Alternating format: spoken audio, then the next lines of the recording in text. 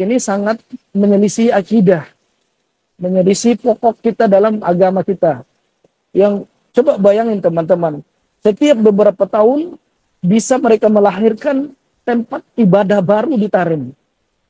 Yang dulu hanya adanya kuburan Hud alaihissalam, yang mereka pun yakini kuburan Hud itu bukan jadi kuburan Hud itu teman-teman bukan diyakini dengan penglihatan mata, bukan diyakini dengan ada saksi yang lihat adanya di tempat itu, bukan. Tapi itu kuburan Hud itu diyakini dengan itu kan seseorang yang dikatakan Suhro itu kan dia itu muktabar, sangat terkenal dari ujung ke ujung, dari fatwanya, dari tulisannya, terus dari kitab-kitabnya pasti terkenal. Cuma yang saya temukan tentang Fakih Al-Muqaddam di Yaman ini tidak seperti yang diceritakan di Indonesia. Contohnya mereka mengatakan Fakih Al-Muqaddam itu mi'raj 70 kali sehari, atau 15 kali 25 kali sehari, 27 kali sehari, atau 7 kali sehari. Itu hadis-hadisnya di riwayat-riwayat tentang Fakih Al-Muqaddam tertulis dalam kitab mereka itu, di dalam Syarah Ainiyah kitab Ba'alawi itu memang tertulis wa fi riwayatihi sab'a wa isyrina marot, terus wa fi riwayatihi sab'ina marot, wa fi riwayatihi sab'a marot. Jadi di situ memang di kitab Ba'alawi mereka memang meyakini bahwasanya Fakih Al-Muqaddam nenek moyang mereka itu mi'raj 70 kali dalam sehari. Dan kalau dalam akidah ahli sunnah wal jamaah itu sepakat tidak ada yang bisa mi'raj kecuali Nabi sallallahu alaihi wasallam. Tidak ada yang bisa mi'raj kecuali Nabi sallallahu alaihi wasallam. Jadi malahan yang paling sakti yang ada di Yaman itu teman-teman adalah Syekh Abdul Qadir Al-Jailani. Beliau malah lebih sakti daripada Fakih Al-Muqaddam. Boleh saya masuk dulu atau mau dilanjutkan? Berarti boleh. yang lebih terkenal itu Syekh Abdul Qadir Al-Jailani. Hatta awamnya. Saya itu sering ke Aden ya, ke Taiz, terus ke ke Yafi, ke Makho, menanyakan tentang Fakih Al-Muqaddam. Itu rata-rata nggak ada yang kenal. Malahan kalau saya tanya tentang Syekh Abdul Qadir Al-Jailani, itu malah suhroh di kalangan masyarakat Yaman. Dan beberapa lab saya waktu di TikTok itu banyak sekali teman-teman saya tunjukkan sambil lab. Saya tanyakan orang-orang Yaman, dari tentaranya mau dari pelajarnya. Saya tanya tentang Fakih Al-Muqaddam dengan Syekh Abdul Qadir Al-Jailani. Malahan banyak yang menjawab katanya kalau Syekh Abdul Qadir Al-Jailani itu mereka kenal. Tapi kalau Fakih Al-Muqaddam wallahu a'lam, nggak tahu kata mereka. Oke, seperti itu. Berarti bisa kita katakan cerita-cerita yang ada yang disebarkan oleh klan Habib Alwi di Indonesia itu bohong ya? Ya kalau menurut saya hampir bohong memang. Iya. Gitu. Oke. Itu apa namanya?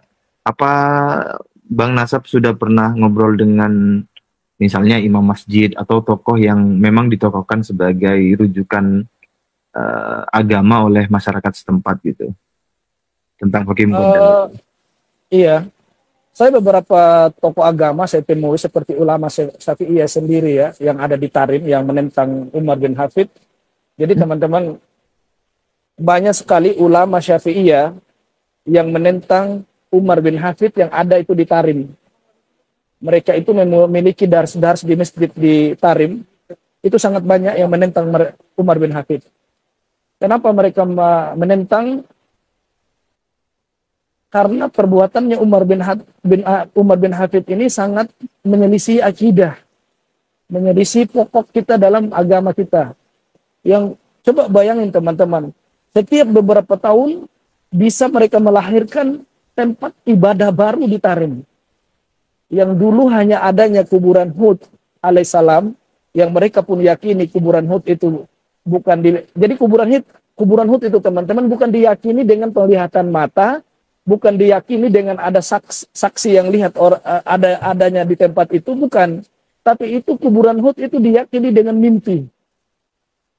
Jadi ada seorang Habib, Habib Abu Bakar bin Salim kalau tidak salah, dia mimpi bahwasanya kuburan Hud itu ada di situ dan dia mimpi kuburan Hud datang berziarah kepada beliau. Wahai Abu Bakar bin Salim, in lam tazurni sa'ajuruka. Kalau kau tidak ziarahiku, maka aku yang akan menziarahimu. Jadi itu dalam kitab mereka tertulis gitu loh, bahwasanya kuburan Nabi Hud alaihissalam itu sendiri mereka yakinkan dan mereka bikin kuburannya itu bukan dibangun dengan ilmu, dengan sejarah, bukan juga dibangun dengan penglihatan, tapi dibangun dengan mimpi. Dan itu yang lebih membodohkan lagi, sudah dibangun dengan mimpi, mereka jadikan tempat tawaf. Gitu loh. Boleh saya masuk? Boleh. Boleh, Ini Mas. saya mau mengklarifikasi nih. Berarti tokoh-tokoh agama di Tarim sendiri yang Syafi'iyah itu menentang Umar bin Hafid. Banyak. Banyak. Iya banyak. Saya ada beberapa rekaman ya tentang saya datangi ada syekh yang penulis kitab, di antara kitab yang beliau tulis adalah Al-Quburu fil Yaman. Judul kitabnya Al-Quburu fil Yaman. Itu Imam Syafi'iyah atau apa namanya ulama Syafi'iyah yang ada di Tarim, dia membongkar dan membantah habis-habisan tentang adanya kuburan palsu dan membangun kuburan palsu yang dibikin oleh Ba'alawi. Itu sangat terkenal kitab itu, namanya Al-Quburu fil Yaman. Al-Quburu fil Yaman. Itu nama kitabnya. Iya. Saya pernah di lab itu saya pernah tunjukkan ke teman-teman nama kitabnya, sampelnya saya pernah tunjukkan. Dan ini ulama Syafi'iyah yang masih lurus, beliau sangat menentang. Dan di dalam kitab itu juga ada terdapat, saya baca sendiri kitabnya, bahwasanya di tahun 135 Hijriah atau Masih atau Allah alam saya lupa ya. Dia itu ternyata yang menggagas pertama memasangkan kain, menaruh bunga-bunga menghiasi kuburan, itu adalah seorang Habib pelakunya. Gitu loh. Di dalam kitab itu tertulis maka yang menggagas pertama untuk membangun kuburan, menaruh kain, terus menaruh bunga-bunga seperti di Indonesia itu kan kuburan kayak megah banget, itu ada bunga itu. Itu memang di dalam kitab mereka. Itu memang yang dibantah itu oleh ulama Syafi'i yang ada di Tarim ini. Memang di dalam kitab itu ada gitu loh. Gitu, ini Bang Nasab, tadi yang disebutkan tokoh-tokoh agama Syafi'iyah itu yang menentang Umar bin Hafid itu tokohnya masih hidup kan? Masih hidup. Masih hidup kan? Masih hidup. Berarti di Tarim sendiri itu tidak dikuasai oleh klan Habib Alwi ya? Tidak. Jadi gini teman-teman, orang Asy'ari atau orang tasawuf itu sendiri di Tarim itu teman-teman, ada memang tasawuf yang masih lurus, dan memang tasawufnya Umar bin Hafid ini memang tasawuf yang agak lain, yang sulit bisa ditebak. Rata-rata ada beberapa ulama tasawuf yang saya temui ya, saya juga nanya fikih di mereka karena mereka sangat luar biasa tentang kefikihannya. Ulama-ulama tasawuf ini, ulama Syafi'iyah ini yang saya sebut tadi, mereka itu sangat menentang keras dengan apa yang dilakukan di dekat-dekat Darul Mustafa itu, atau itu kuburan. Ada yang lebih parah teman-teman ya. Setelah tempat tawaf kuburan Hud alaihissalam beberapa puluhan tahun diresmikan, itu ada lagi tempat tawaf yang kedua, namanya mi'rab. Mi'rab itu mereka namakan mi'rab. Itu kata mereka gelas Nabi Sallallahu Alaihi Wasallam. Dulu Nabi Sallallahu Alaihi Wasallam pernah datang ke Hadramaut dan minum air, gelasnya dia lupa. Gitu loh. Mereka yakini itu, dan gelas itu sekarang dibikinkan seperti dibikinkan sebuah kayak menara gitu, terus untuk ditawafin juga. Gitu. Makanya saya bingung juga. Mau dilanjutkan dulu atau saya boleh masuk? Saya lanjutkan sedikit. Saya bingung, kata mereka Nabi Sallallahu Alaihi Wasallam pernah ke Hadramaut atau ke Yaman lah, taruhlah. Tapi pertanyaan saya, kenapa Wais Al-Qarni kok masih jadi tabi'in, nggak jadi sahabat gitu? Ya. Padahal dia adalah manusia yang Nabi SAW perintahkan ke Umar ibn Khattab kalau ada seorang laki-laki yang bernama Wais Al-Qarni minta doa kepada dia. Dia datang dari Yaman.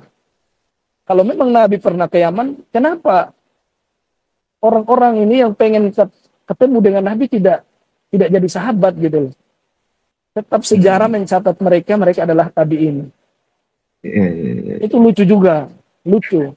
Jadi kalau bilang Nabi pernah datang minum air, terus gelasnya dia taruh di Hadramaut, kalau menurut saya itu adalah palsu, tidak dibenarkan dalam syariat.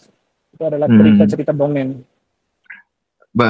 Bang, saya mau lanjutin itu tadi ya, tentang apa membuat tempat-tempat ibadah baru setiap tahun, Beberapa tahun. beberapa tahun gitu ya. Ini nih, yang menarik bagi saya adalah tempat ibadah-ibadah baru kemudian ditawafi, dijadikan tempat tawaf. Itu maksudnya gimana itu? Jadi tempat tawaf itu gimana sih maksudnya? Itu kalau nggak salah mereka selalu melakukan setiap bulan Sa'ban. Kalau nggak Sa'ban, Muharram, mereka ini dari segala penjuru mereka datang keliling kayak tawaf Ka'bah.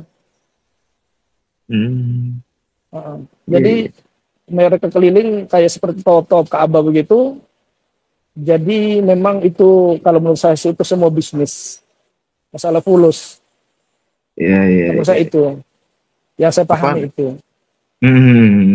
Kalau berdasarkan dialogmu dengan imam tokoh agama yang Syafi'iyah itu tadi, komentar apakah ada dialog beliau yang mengomentari tentang ritual tawaf mereka itu, Bang Nasab? Banyak sekali teman-teman, kalau teman-teman mau tahu tentang ulama-ulama Syafi'iyah ya, ditulis saja di YouTube itu pasti keluar. Ulama-ulama Syafi'iyah yang ada di Tarim itu menyerang lewat mimbar, lewat mikrofon tentang kesesatan dan tidak bolehnya hal-hal yang dilakukan oleh Umar bin Hafid yang mereka tentang itu banyak sekali. Gitu. Jadi banyak sekali hal-hal itu. Ya, Bang Nasab, apakah tokoh-tokoh agama Syafi'iyah yang ada di Tarim itu mengakui bahwa Umar bin Hafid itu sebagai zuriyah Nabi? Tidak mengakui. Itu diucapkan secara tegas dan jelas atau bagaimana? Secara tegas. Malah mereka itu mengatakan kalaulah mereka adalah zuriyah Nabi, mereka mengerjakan kesesatan maka terbatallah kedurian mereka. Mereka berpedoman dengan hadis Nabi, orang yang keluar dari akidah dan syariatnya Nabi SAW, maka Nabi pun tidak akan mengakui mereka. Seperti Abu Jahal, Abu Lahab kan, Abu Lahab Ibnul Uzza, Ibnul Abdul Muthalib itu paman Nabi. Dia terbatalkan ke Nabi gara-gara perbuatan kesyirikannya.